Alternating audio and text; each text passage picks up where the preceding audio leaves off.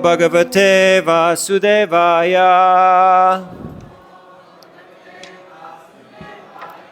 Om Namo Bhagavate Vasudevaya. Om Namo Bhagavate Vasudevaya.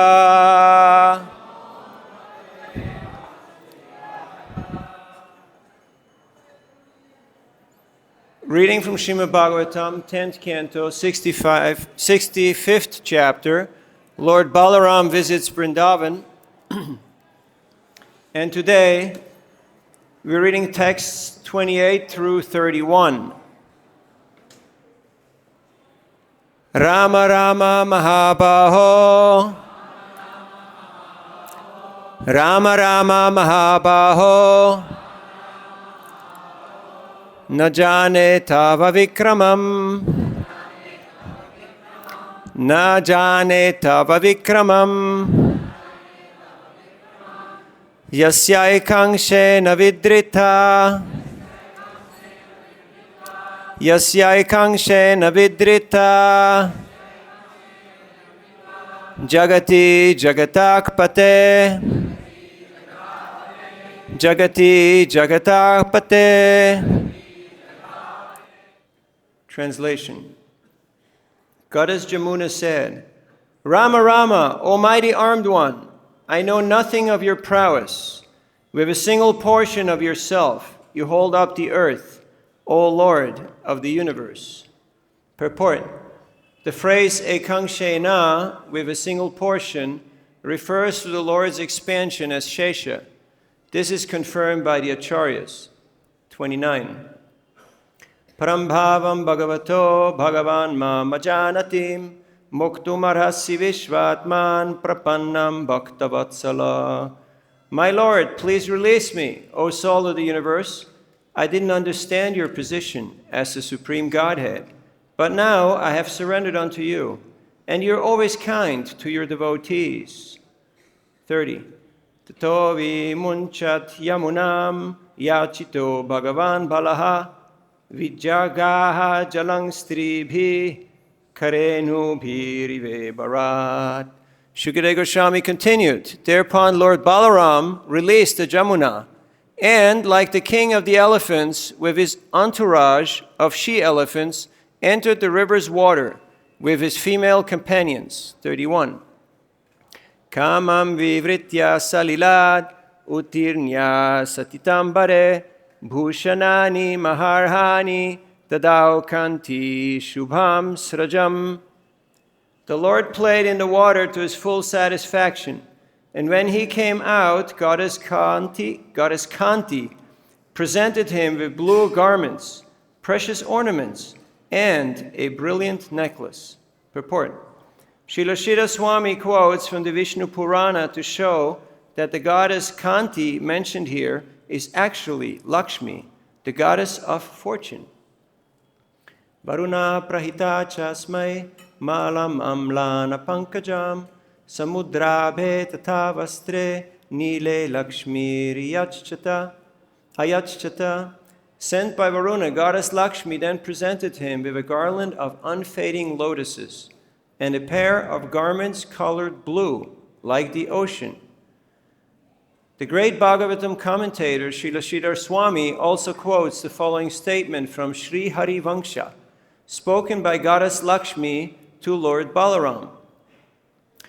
Jatarupa mayam chaikam kundalam vajrabhushanam adipadmam chapatmakyam divyang shravanabhushanam deve mam pratigrinishva pauranim bhushanakriyam. O Lord, please accept as divine ornaments for your ears this single gold earring studded with diamonds, and this primeval lotus called Padma. Kindly accept them, for this act of adornment is traditional. Srila Vishwanath Chakravarti further points out that Goddess Lakshmi is the consort of the Lord's plenary expansion, Sankarsana, who belongs to the second vyuha. Om Ajnanatimandasya Gyananjana Shalakaya Chakshurunmilitam jena tasmai Sri Gurave Namaha. Sri Chaitanya-manobhishtam stapitam yena bhutale Swayam Rupa Gadamhayam dadati svapadantikam. Jaya Sri Krishna Chaitanya Prabhu Nityananda Sri Advaita Gadadhar Shiva Sri Gaura Bhakta Vrinda.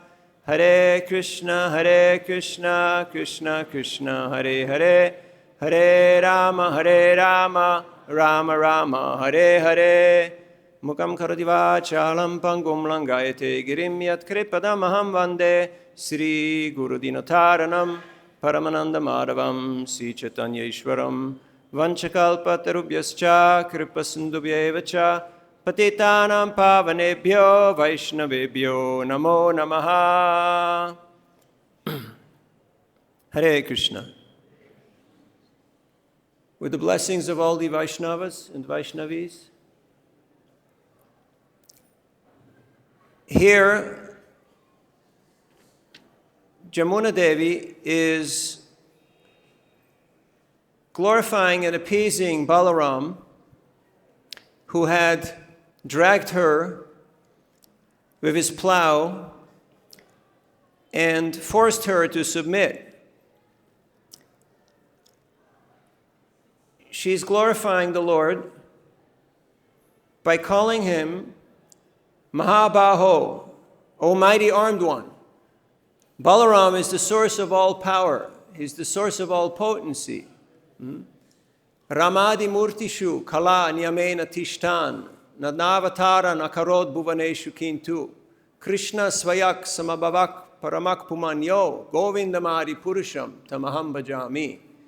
As we have heard yesterday, Balaram is like Krishna, just that he's white. He's the first expansion, the first emanation. And his service is to render service to Krishna. And he does so in all the different rasas. For that he expands and takes on different forms to serve the Lord in his different capacities.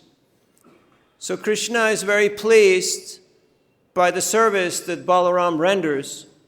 Here, he went to Vrindavan on this very confidential mission to try to console the inhabitants of Vrindavan, because Krishna has been away for so long. And Balaram is giving solace to all the inhabitants of Vrindavan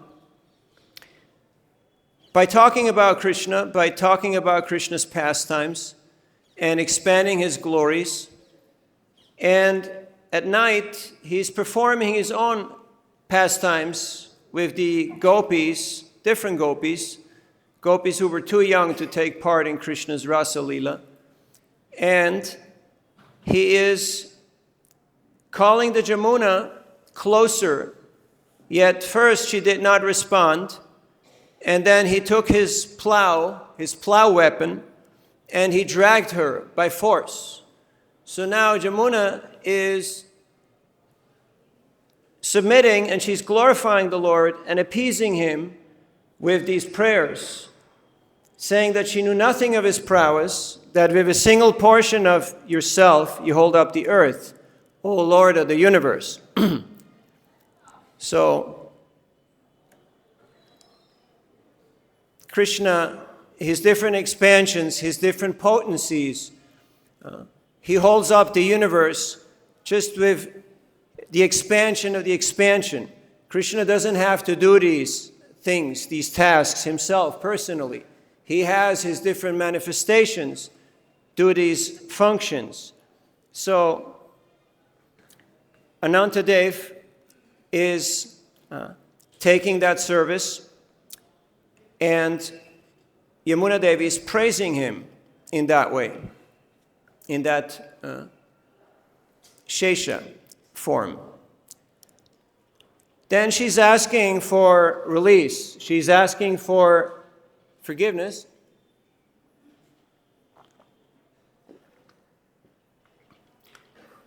Stating that she didn't know his position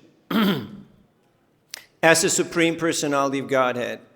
But now that she has surrendered unto him, he should please be merciful, since the Lord is always kind to his devotees. Excuse me. So here we can see what is the proper course of action when we get chastised. When we get chastised, usually, what is the first reaction? Have you ever been chastised?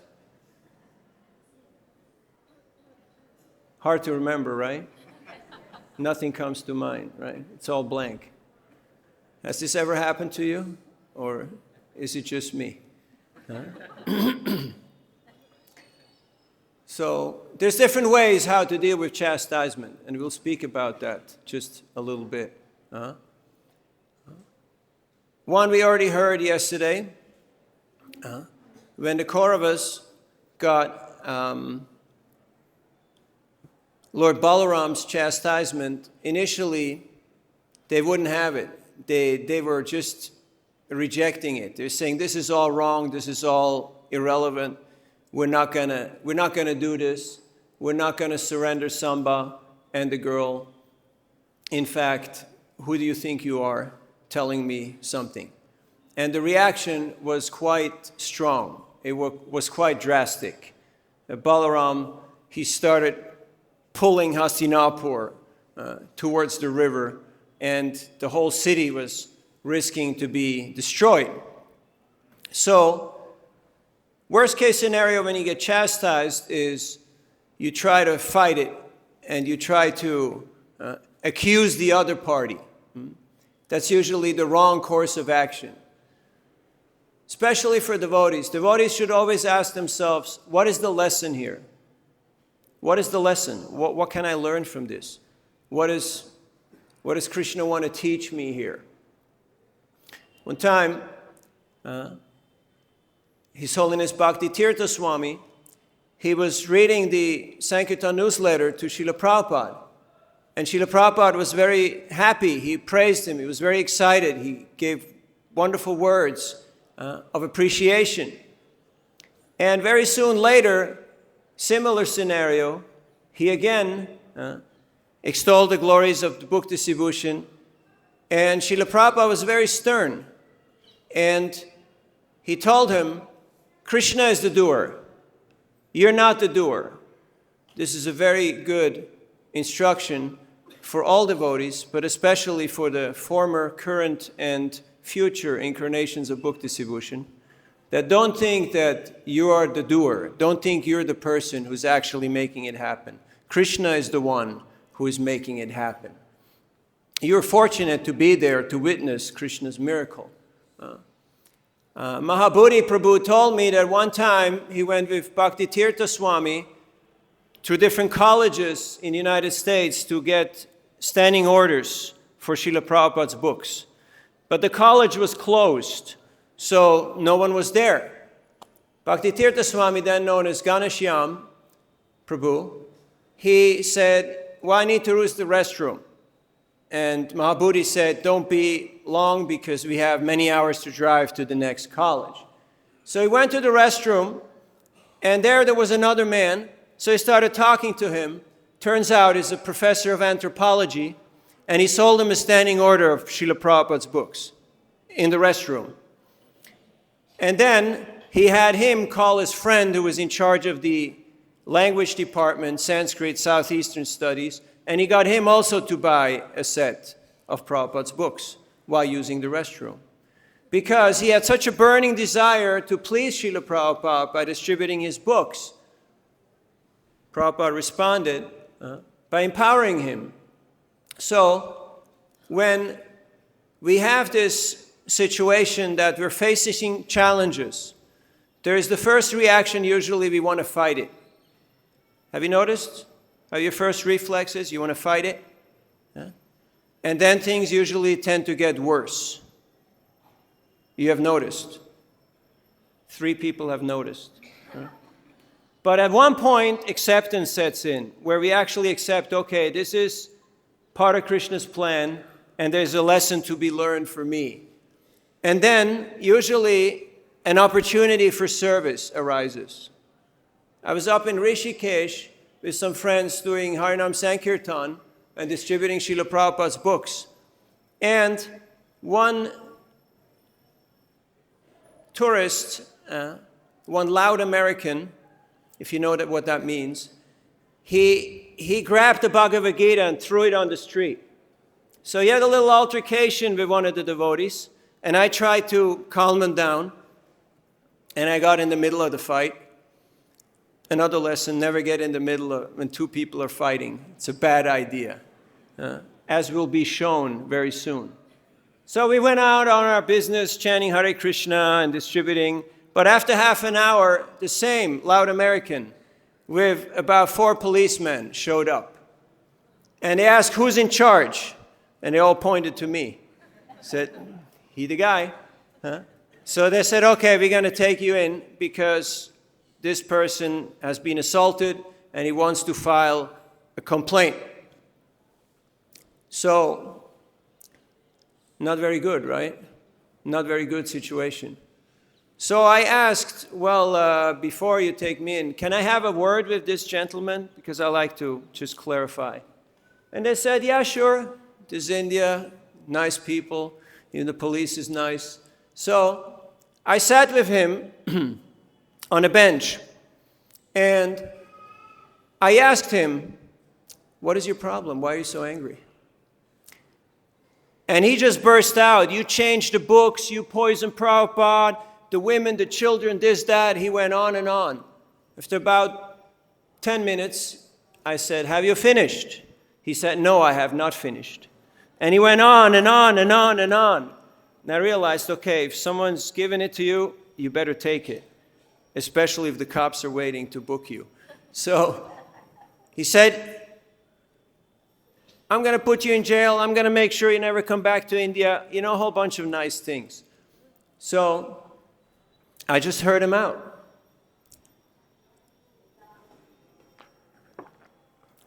Because it was not the situation to argue or to put up a fight. Then I asked him again when he was quiet, so have you finished? He said, yes, I have finished. I said, you know, actually, it's much worse. What you have described is just the tip of the iceberg. It's just what you can see as an outsider. There's much more to it. It's actually much worse. I've been in this movement for 40 years. But I have chosen to be part of the solution. Rather than criticizing and attacking, I chose to stick around and try to be part of the solution by taking a group of devotees here to chant and dance and distribute these books and prasadam, because I feel that has much more impact than criticism and accusations. But if anyone has ever wronged you, if you ever felt offended that somebody went against you, I'm sorry, and I sincerely apologize for that. And I hope you can forgive us and you appreciate our effort.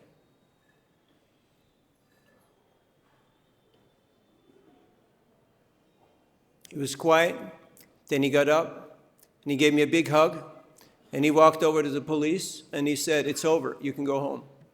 And the police said, what? No case? No money? No action? No, case is over, you can go home now.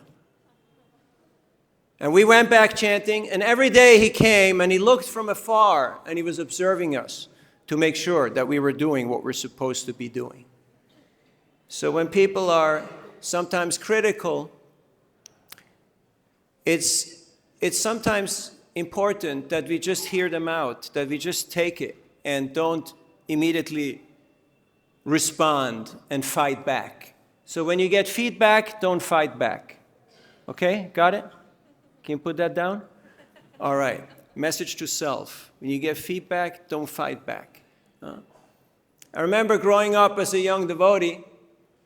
I was 15, so I had a lot of older brothers and older sisters and uncles and aunties. It was wonderful. Everybody told me what to do. It was great. Can you imagine? Now it's a different time, like now no one's going to tell you what to do, which is a good thing if you know what you're supposed to be doing. But if you don't, it's not such a good time. One time I didn't join yet. I hadn't yet successfully dropped out of 9th grade.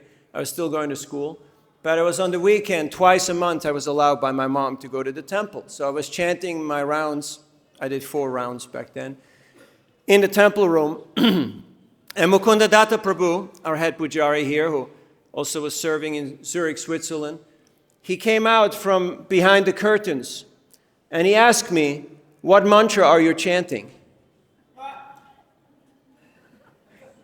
Yeah, my mind also went a little bit like that. But I was young, and I was happy to be instructed by everybody. And I'm grateful for him for having done that. Later on, Harinamananda Prabhu, my older brother and Sankirtan leader, when I asked him, "Where are we going today to distribute?" He said, "Wrong question. It's my job to figure out where we go to distribute. It's your job to distribute the books." So all I knew was, okay, the door opens, I jump out like the rabbit, And at 6:30, I have to be there on the street corner because they're going to pick me up.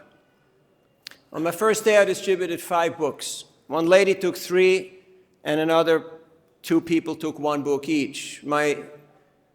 Our Sankirtan leader, Rohini Sura Prabhu, who was the overall, he asked me, "So somebody took 3 books? Did you show her the set?" And I said, "No, I didn't have a set." So he said, "Tomorrow you go back and you bring her the set." I thought, she already took 3 books. Why would she take the set? So next day, knock on the door, she opens, she says, "Oh, I know you. You're the same guy from yesterday." I said, "Yes, but yesterday I didn't have what I actually wanted to bring you, but today I have it. Can I show it to you?" She said, "Yeah, sure." So I put all the books on the kitchen table, and she said, "Sure, I'll take it." And I realized if I surrender to the instructions of my authority, I will actually become empowered to do things that are beyond my own capacity. So I was just reading last night, King Satyavrat, who found this little fish, and this fish started talking to him and asking him for protection. And he gave him shelter because he's a kshatriya, but then the fish grew, and he needed a bigger place. And then he grew, and he needed a bigger place. It's almost like, the devotees of the temple, it grows and they need a bigger place. And at the end, he was in the ocean, and he realized this is the Lord. But as he surrendered, so his capacity to perform service increased. And so the Lord's appetite to receive service also increased. So if we look at all these beautiful devotees that are here in Vrindavan, where have they come from? This place was pretty quiet. I remember the first time I was here in '86, you could walk Parikram Marg barefoot, and it was mostly just dirt. You remember those days? Before the cars and the asphalt and all the madness came in? And now there's people everywhere and cars. And we wonder, where have they come from? They come from the pen of Srila Prabhupada. Because Prabhupada has expanded the glories of Vrindavan all over the world. So we have people from all over the world who come here to experience Vrindavan. That's why they're here. That's why we're here. Because of Srila Prabhupada's books. So, how to appreciate chastisement is not always so easy, because chastisement comes in different ways, and oftentimes not in a way that is so easy to appreciate. Harikesh Prabhu was saying how once he was serving Srila Prabhupada in India. There was no proper kitchen facility. So he was making chapati on a little electric stove, and the chapatis didn't puff up. So Srila Prabhupada was not happy. He rejected them. And he chastised him. And Harikesh said, no one can make chapatis on this stove. And Prabhupada said, no one can make chapatis. And he got up, he was eating. He got up, he washed his hands, and he walked into the kitchen. And he rolled the chapati. He put it on the stove, and it didn't pop up. And Harikesh went, and Prabhupada got heated. He got emotional, he got a little agitated. He rolled another one. It didn't pop up. And Prabhupada really was getting very focused, very concentrated. He rolled another one, and it popped up. And he took it with the thongs, and he threw it in Harikesh's face. And he walked out of the kitchen. Srila Prabhupada ki. So, then, after some time, he sent him away to Russia. And he thought, why Russia? Why me? Because he was with Prabhupada. And when we are with the spiritual master, you're in the bubble. You're in the ecstasy of just serving the pure devotee, and you don't want to be anywhere else doing anything else. But then comes that moment where he says, off you go. And it's very hard to take. We hear that some devotees were traveling with Srila Prabhupada through Delhi on the train, about a dozen of them. And in Delhi, an Indian gentleman came on the train, and he said, Swamiji, we need a temple in Delhi, we need a center here. And Srila Prabhupada said, so, you will help? And the man said, yes, I will help. So Prabhupada looked around the compartment and he said, you, and you, get off the train. So he just kicked them off the train. And he gave them 50 rupee loan, not donation, loan, to be paid back. And they went. And they struggled, but they did it. And now there's 18 temples in Delhi by the sacrifice of the first pioneers and all the other generations that came, and His Holiness Gopal Krishna Maharaj with all his followers. And it's still expanding. It's still expanding. Why? Because the devotees are always trying to see where is the opportunity for service. How can we render more service? And then Balaram, with his unlimited potency, with his unlimited power, he makes the arrangement for the devotees to be allowed to do more service. So, when we get chastised, we have the option of asking, what is the lesson? And how can I be of service? And then things will change. The whole chemistry, the whole dynamic will change.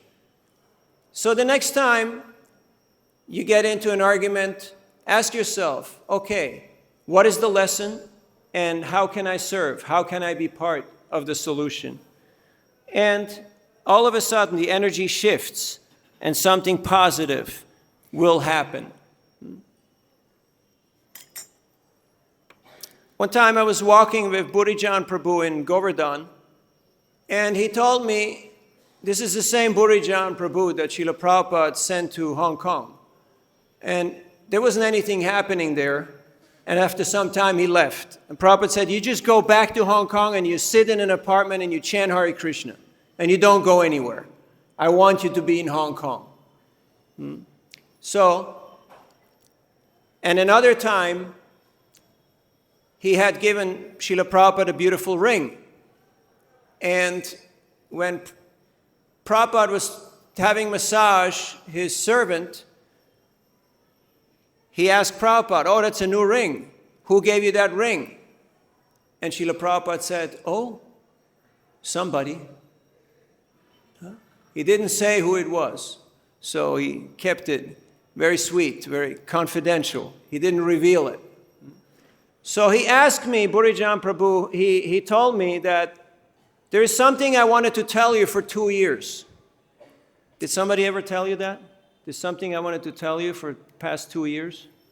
I mean, usually people can't hold something in their mind for more than 2 minutes, right? They got to immediately, I got to tell you everything. So naturally I was paying attention as we were walking to his room, and he said, right now is the most important time of your life because you're investing in your foundation. What you do now will be the foundation for whatever is to come. And I thought, wow, after 36 years, I'm working on my foundation. That's pretty interesting. Huh? That's pretty interesting. And then he continued, he said, the first question we should ask ourselves is, who am I? And he answered, I'm a servant. Huh? The second question, who occupies the sacred space in my heart? Who do you worship in your sacred space of your heart? Who is there? Is it Prabhupada? Is it a Diksha Guru? Is it Radha Shyama Sundar? Who is there? Who do you worship every day in your heart? And the third question, what is your contribution for this ISKCON movement? As we're getting older, some of us are getting younger, but some of us are getting older. We ask ourselves, okay, what is it that I'm going to leave behind? What is my legacy? What is my contribution? And that puts things into perspective because we start prioritizing. We start choosing our battles. We start to see, okay, I may not have all the time and all the gas in the tank to pick every fight and to get involved in every situation. Maybe I should focus on service. Some of my godbrothers, as I mentioned, most of them, they were like 8 to 10 years older than me, which was really beautiful because I had so many older brothers and sisters and everyone was taking care of me. It was great. And now many of them are reaching 65, age of retirement, right? And I kept in touch with many of them. And they said, yeah, we'll retire and we'll stop chasing it, whatever it is. And then some of them said, well, we extend it till 70. And I thought, when is it going to end? I'd rather stop chasing it now while I have the choice rather than wait and be forced to chase it later. So, when we're looking for service, so many opportunities come up. And Krishna does it in mysterious ways, just like King Satyavrat. He had unlimited opportunity for service because he surrendered. There's a beautiful purport in that pastime where Srila Prabhupada, he quotes, Sarvadharman parityaja mamekam sharanam braja ahang tvang sarva papebhyo moksha yishyami ma shuchaha. And he says that this is the greatest benediction. This is the greatest benediction. What is the benediction? That if you surrender to Krishna, then Krishna protects you. He protects you from what? What is the greatest fear? The greatest fear is to stray away from devotional service, to become absorbed in nunam pramata kurute vikarma yad indriya pritaya aprenoti nasaru manyeyata atmanoyam asana piklesha da ashadeha. To again become maddened by all the glitz and all the random moving objects of this world. Well, we can only truly take shelter in service if we have the blessings of the Vaishnavas. It is through the blessings of the Vaishnavas, of the devotees, that we came to this movement. And it is through their blessings that we can stay. Now, we see Kirtan is becoming popularized around the world, and people are gathering in many, many places. In San Antonio, Texas, we went to a Unity Church. Have you heard of Unity Church? And they asked us to do Kirtan, and their whole congregation came and participated. Christian church. So there's Kirtans in so many venues, in so many places. Yet we should also ask ourselves, okay, we're doing Kirtan, but are we also going out to share Kirtan with others? Are we doing that? Are we doing Harinam Sankirtan? Srila Prabhupada wanted to expand this chanting of Hare Krishna, Krishna Krishna, Hare Hare, Hare Rama, Rama Rama, Hare Hare, all over the world. How is it going to happen? How is it going to happen? Huh? We're just a few. How is it going to happen? Like Lord Chaitanya said, you chant Hare Krishna and you serve the Vaishnavas. And then what happens is more people become attracted by that formula and they want to be part of that team, and then they will go out and chant Hare Krishna and serve the Vaishnavas. And more people will be attracted and they will chant Hare Krishna and want to be part of that. And in this way, the chanting of Hare Krishna will expand all over the world. Huh? I met a boy and a girl in London. They were in their early 20s, and they're from Italy, and they said, every time when we saw the Harinam in Milano, we joined in. We just ran away from our parents and just participated in the Harinam. And our parents couldn't do anything because we just liked it too much and we just took part in the Harinam.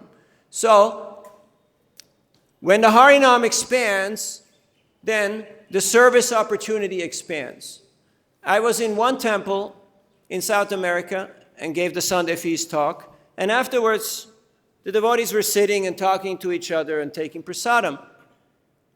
And I walked out to the car and I met the Mormons, the Jehovah's Witnesses, the Evangelicals. I met 4 different Christian groups going door to door canvassing for their mission. Meanwhile, we're sitting in our nice Sangha, but if we're not going out without Jivadoya, without Jivadoya and Vaishnav Seva, Namruchi is not really attainable. Because this is our tradition, this is our legacy, that we ought to make plans how we can expand the chanting of Hare Krishna, Krishna Krishna, Hare Hare, Hare Rama, Rama Rama, Hare Hare. And then Balaram will empower us. He will empower us to see past all the little incongruities and the things that don't add up. There's always so many excuses. Why not to surrender? Have you noticed how it's easy to find excuses? Does your mind ever give you excuses? Anyone? Yeah? But then the daring thing to do is, I'm going to surrender. I'm going to surrender and see what is Krishna's plan. What is it that Krishna wants me to do? I remember Bhuvaneshwar Prabhu, who regularly walked up to me and in his very dry way asked me, are you chanting the pure name? One time I was with him in Melbourne and he had to renew his visa. And we were there at the same time. And he was supposed to stay for a week, but after 3 days his visa came through. And he told me, I'm going back tomorrow. I said, why? It's Melbourne, not a bad place, you know. I mean, especially the temple, it's pretty wonderful. Mahaprabhu Mandir there. And he said, I called Vrindavan, there's 5 guys who can't do what I did, so I have to go back. I'm going back tomorrow. He was focused on service. It wasn't about recreation or taking a break. Prabhupada's recreation was taking 2 buses to go to the Library of Congress to visit his 3 volumes of first canto Śrīmad-Bhāgavatam. That was Prabhupada's recreation. He went there to see his books and to see how many people had taken the books out. That was his recreation. So,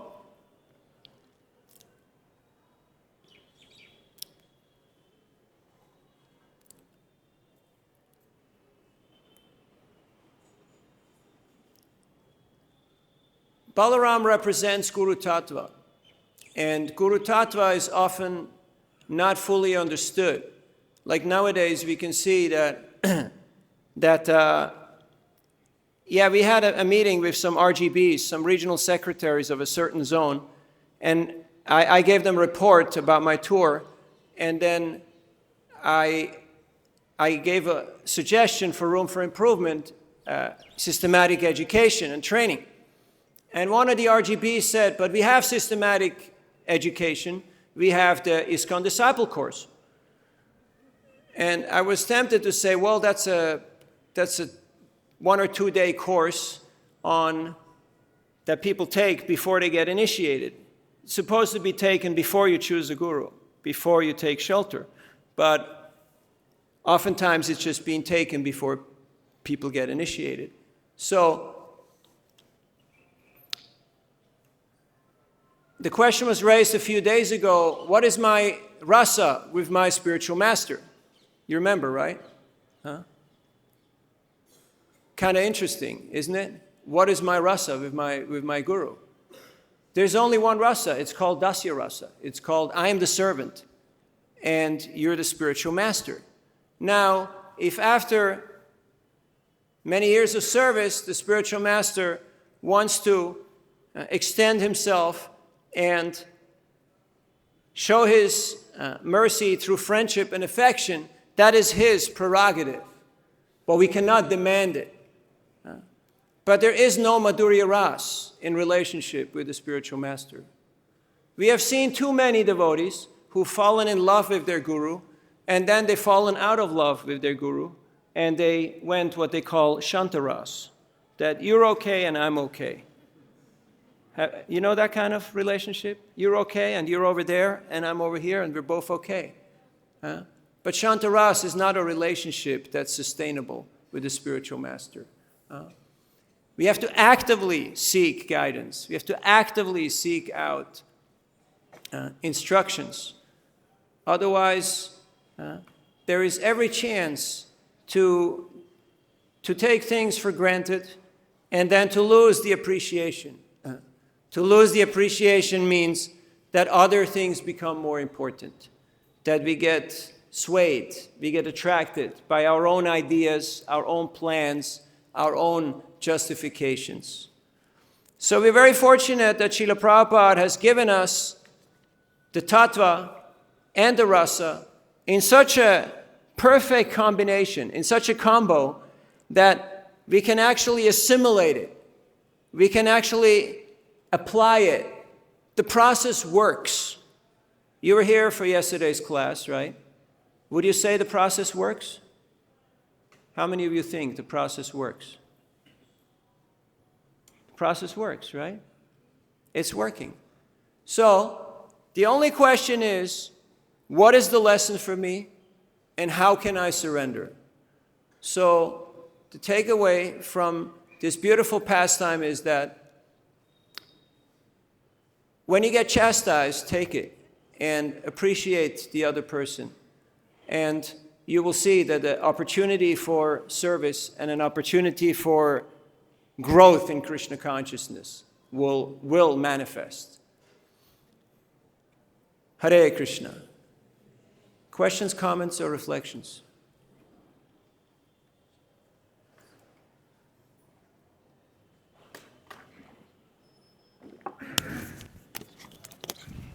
We get disappointed by the things that do happen in our society. Sometimes we use that as an impetus to back off from being actively engaged in service of the Guru and just wanting to be more or less, on your own and not really be involved with the society that allows, so many substandard activities to be taking place. So how do we mentally adjust ourselves to that? Like, we can't always fix everything, and we recognize there's a lot of faults in the society. But how do we not utilize that as a crutch to make us kind of avoid being part of the society? Thank you. Retreat. Thank you. I was in North Carolina with Hridayananda Maharaj, and I asked him something similar.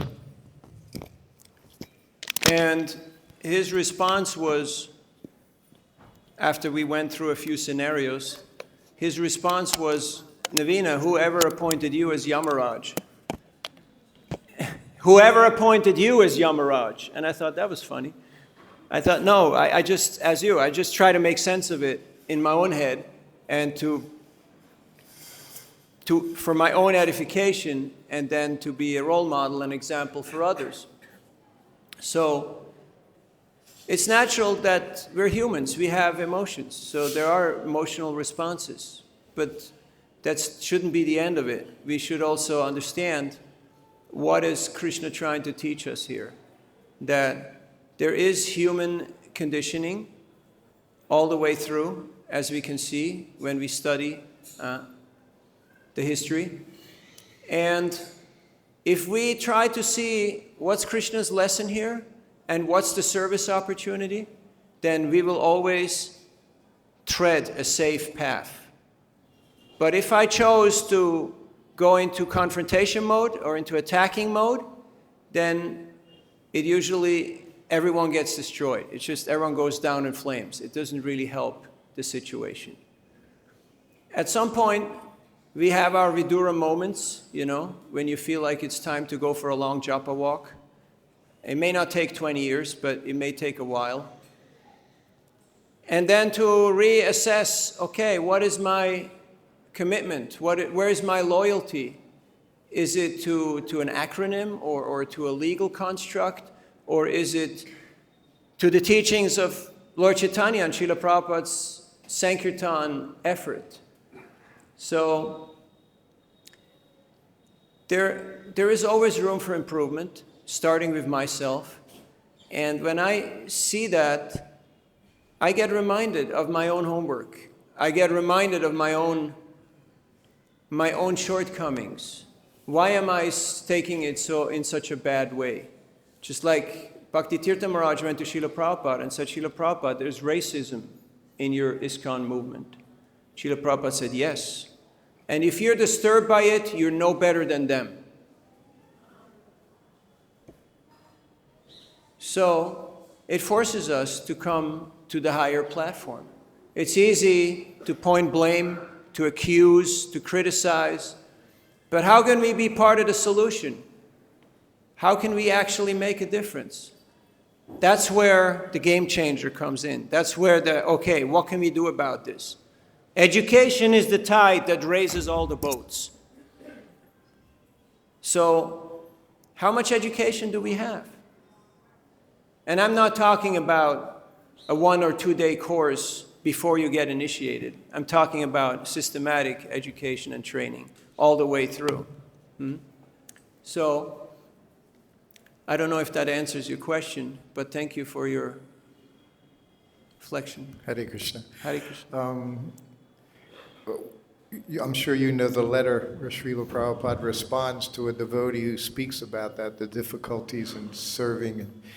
And Prabhupada answered very nicely, all I ever received was compression, depression, what's the other one? Repression, compression, and depression from my god brothers. But I had the order from my spiritual master. Ultimately, it goes back to that one thing, your spiritual master's order, and to do service, even though these things are always there, coming from ourselves, coming from others. So, yes. Thank you for sharing, Shrutakirti Prabhu. Yeah, remember, sometimes it wasn't easy, I had so many people telling me what to do, and I got sent here, got sent there, but there was no other option. So either surrender to it or not. So I chose surrender, and I'm glad I did, because it made not just life easier back then, but it gave me the Shraddha Shabde Vishwas Kohe Sudrida Nishchoy, Krishna Bhakti Kaila Sarva Karma Krita Hoy. It gave me the faith that the process works. And if I surrender to the process, doesn't necessarily always mean my immediate authority. You can still negotiate. You can still plead your case. Like one time I wanted to give a donation to my spiritual master, and the temple president, who was also a disciple, he was also there. And he said, no, he's a brahmachari. He has to give the money to the temple.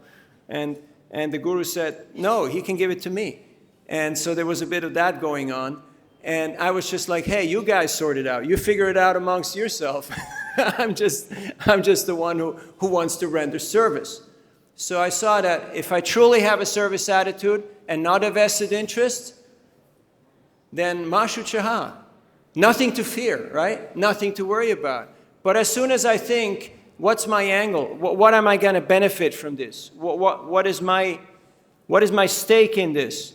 I become compromised immediately. Any other?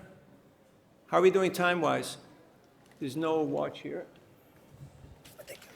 3 minutes.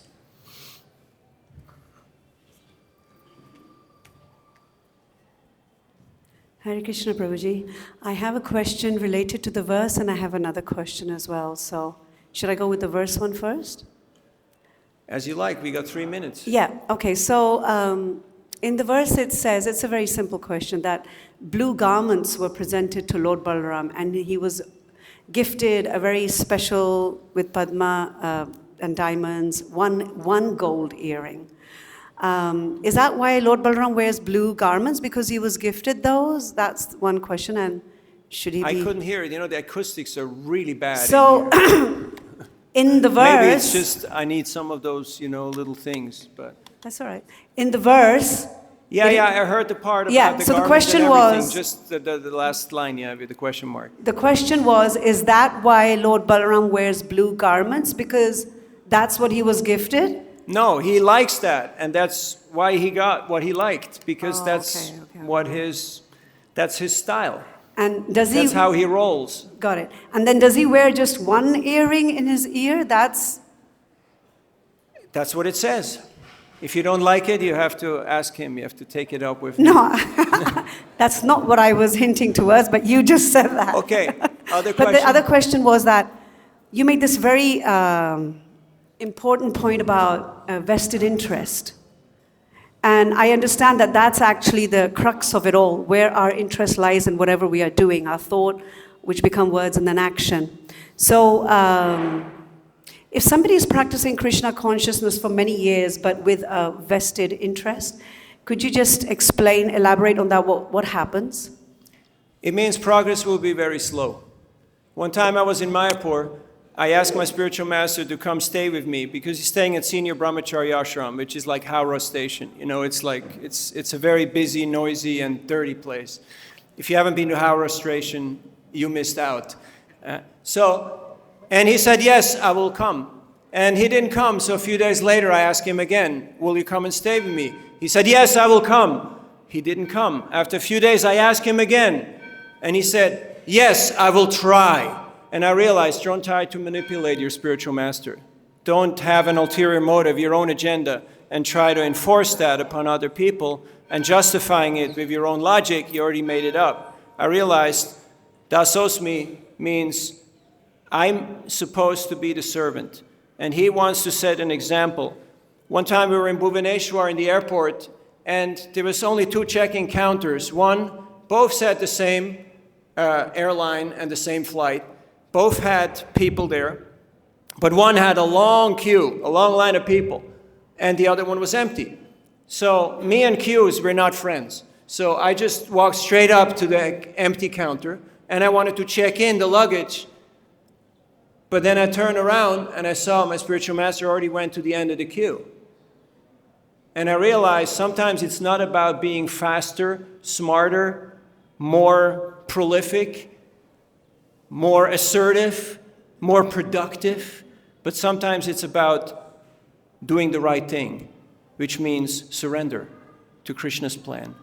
And that means I don't have all the answers, I need help, and that's why I'm very grateful to be in this ISKCON movement, because Prabhupada has created this Sangha of devotees who help to propagate the holy name, the Sankirtan movement of Chaitanya Mahaprabhu, and I'm eternally indebted to all my older brothers and sisters and uncles and aunties for tolerating me, lavishing affection on me, tolerating me and guiding me in my Krishna consciousness.